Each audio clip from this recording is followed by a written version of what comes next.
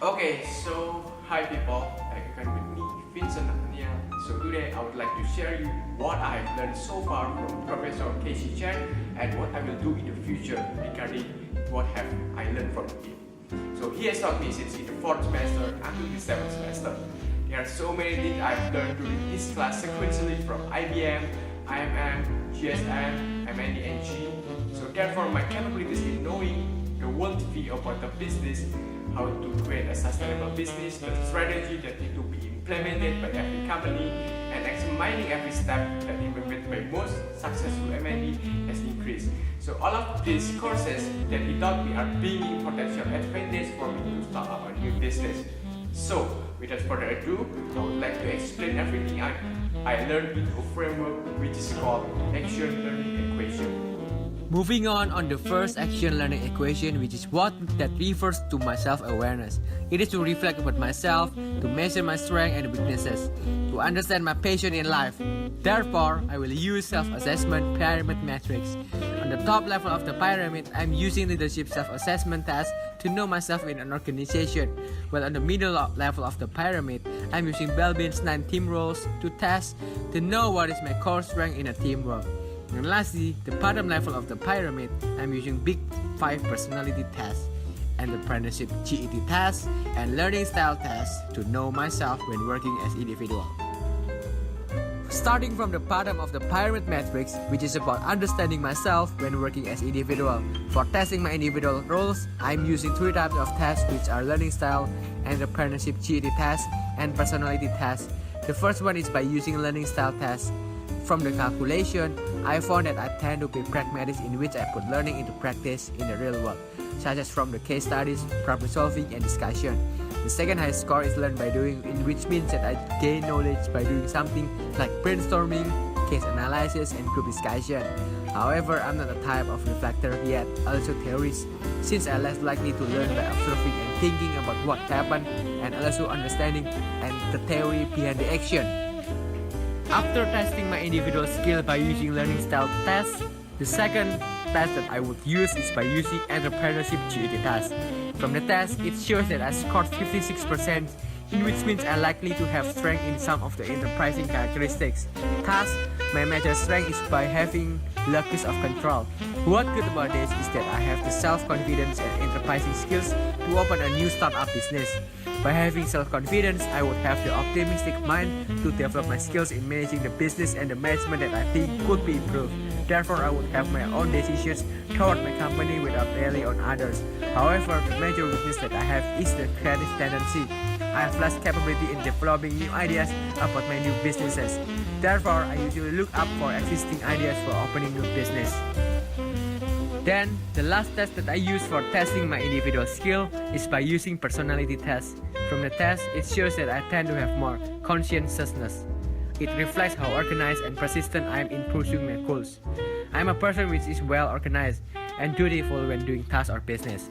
I've already decided what to do and what should I do before I jump into the business or the task. Moreover, I'm not easy to get distracted by others to the task assigned and has the constant focus on doing it. Moving on to the second layer of my self-assessment, which is testing myself when working as a team. For the test, I'm using Belbin's 9 team roles, so the result shows that the 3 major strengths of my competence are being as monitor evaluator, which I usually think before I act by determining all of the options. Therefore, I could judge accurately. However, the weakness is the lack of inspiring others. And the second one is being as resource investigator. In this one, I tend to be more extrovert to any suggestion, enthusiastic with the case being discussed as in a team, communicative with other members, and seize opportunities that could be taken by team. Therefore, I could develop further contacts within my team. However, aside from the strength, I could become over-optimistic with my ideas. And the third one is being as a team worker. I'm also a person which shows a cooperative work within my team, thinks perceptive and diplomatic, and also accept other input. I may say that I'm a good listener. However, I could be indecisive when in conflict situations. So last of all, on the top of the pyramid matrix for my self-assessment, I will conduct a test to know my capabilities when working in an organization. To test this, I'm using leadership self-assessment test. From the analysis, it found that I'm a person which prioritizes friendliness when working. I could build a good relationship within the organization. Therefore, each of the members could show a good teamwork. Having the capability in communicating well enough to every member in an organization will avoid any misunderstanding.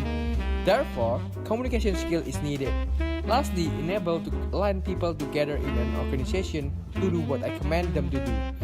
Therefore, togetherness in an organization could have been achieved. After knowing my self-development by explaining to what, then I would like to explain the reason of why I need to observe my self-development. To explain about this, I'm using 5 whys. Self-development helps to make yourself understand in individual, team, and organization way of thinking. Then the next question is why vital as core competence? Because each of us will have different results on self-development. Therefore, it is very unique. So then why self-development is the passport to the future? Because in order to develop and analyze others, especially in business world, you have to understand yourself first. So then why improve on self-development now? Because the longer you delay on improving yourself, the longer time it will take to improve your self-development into a better one. Lastly, why the benefit as perpetual? As we know that, we live in a world where people will never get enough for what they have. So every business owner will need this as basic understanding. So then, now I would like to explain the how to achieve my purpose in life in the future. To explain about this, I'm using SIU models, which is strategize, implement, and operate. So how to strategize? First of all, I make it step by step by achieving from the bottom of the pyramid matrix, which is developing myself as individual to be more expert and professional. Then moving on to the second layer, which is developing myself in a team to become the leader of the team. Therefore, I need to be more communicative and having a relationship management. So then finally I could become a successful entrepreneurship in an organization I made by having local adaptiveness. After strategizing, first I need to implement my strategy by know what to do to improve my knowledge and personal skill by getting bachelor degree, then having working experience in related field, then taking master's degree abroad to Stanford University, then ready to take Chinese course in China after getting my master's degree. And lastly, I'm prepared for the business opportunity by implementing my skill and knowledge I have got. After I'm ready with the knowledge and skill, then I will prove it by showing a good effort while doing internship. Therefore, I could be accepted directly in the workplace after I'm graduated. Therefore, I could also build a good relationship with every employee in there because I'm trusted by the company that I work to. Therefore, I could be the representative of the company to go abroad and market the products globally. And by doing that, I could also maintain a big network with other countries. So then, someday I could easily make my new own business go internationally. And last but not least, after successfully implementing my knowledge and experience in working life, showing good manners and personality by controlling my self-management is important. Therefore, I need to be able in controlling emotion in workplace, showing a good attitude in workplace, prioritize honesty and integrity, respects other input and adaptive to the situation, so others will also show respect to me that. And after I have successfully achieved in implementing that, I could successfully operate myself to become a successful entrepreneur just like my purpose in life after all. So actually, who have taught me all of these things including the knowledge, personal skills, personality and everything I got, the reason that I could have been this way are because of our parents, teachers and lecturers, my friends, and also the failure that I faced during my life. My parents are the one who taught me the basic knowledge in daily life, such as daily routines, how to behave, what was right and what was wrong back then. My teachers and lecturers are the second one who taught me so many things from the basic knowledge of my life until the most complicated things in life, especially in the business field. My friends also have taught me so many things, especially in helping me on doing things I could not do alone. Friends could be the things that motivated me to learn more. But last but not least is the failure. It seems that failure is something really bad and want to avoid it. But actually, failure helps me to a lot to be more extra cautious in the future. Helps me in knowing how to overcome the same problem in the future, and it improves me how to be stronger in the field. After knowing who, the next question is when. When does it start? When I should start make it happening? The answer is now, which is in my 20s. In my 20s from now, I will find a decent job after graduated. In my workplace, I would learn so many things from every function of job I will be assigned in. The organizational cultures that they adopted, I also could make network with friends and workers there. And I will also be getting used to its work habits as I will be adapted to it. So then in my 30s, I could then be promoted to be a manager in chosen department, and I will be in charge and trusted in important roles of the department. It is also my time to start thinking of opening new prospect business. Therefore, I need to save more money to gain more capital in order to open new business. In my 40s, I plan to resign from the current jobs when I have already have enough capital to start up a new business and have enough experience in how to organize the structure of the business though. I would like to pick up an entrepreneurship. Therefore, I will open up a small medium enterprise business first. And in the late 50s, with the goals to expand my existing business by opening new branches to other cities. Therefore, my business is no longer called a small medium enterprise, but becoming medium large enterprise business by owning more than 100 workers. But it is not finished. I will keep planning further to expand my business globally to abroad. Having a worldwide network within the other developed companies will inspire me to keep improving. Realizing my age is heading to retirement and will become more unproductive. Therefore, I will train my children to operate my business in the future. And then lastly, reaching to my 60s, I will expand my business globally to other countries and my business will become M&Es. Since I have trained my children to operate my business, then I believe that my children will be able to control and manage my business, as I could do that since I was young and productive. As my business is becoming M&E, I will open the franchise of my business to investors that are willing to buy in other countries. But the question now is where it goes wrong between my facts and expectation that I have mentioned before. The plan and actual on self-development are not the same, where I still have far to go in achieving what I have already planned to.